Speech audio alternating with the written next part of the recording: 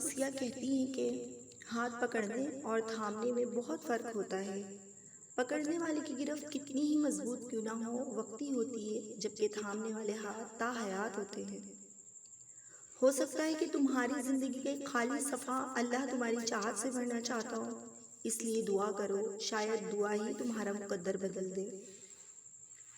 بدلہ لینے والوں سے نہیں، سہنے والوں سے ڈرو، کیونکہ ان کا معاملہ اللہ پاک کے یہاں پہنچا دیا جاتا ہے۔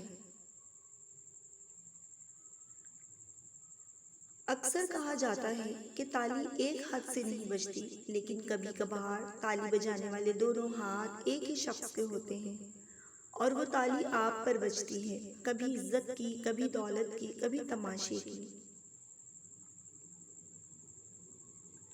مرد کی خوبصورتی اس کی شکل میں نہیں، اس کے الفاظ میں ہوتی ہے۔ اگر اس کے الفاظ بدصورت ہو جائیں تو اچھا خاصا مرد برا لگنے لگتا ہے۔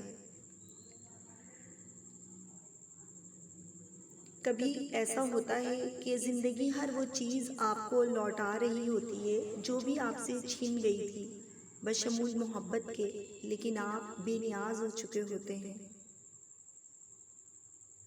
ہمارے اپنے گریبان میں سانپ اور بچھو لٹک رہے ہوتے ہیں، اور ہمیں دوسروں کی مکھیاں اڑانے کی فکر لاحق ہوتی ہے۔ عزت جتنی دو گے، محبت اتنی ہی گہری ہوگی۔ عزت کے بغیر محبت کا کوئی وجود نہیں ہے۔ رشتہ کوئی بھی ہو، عزت کے بنا بیکار ہے۔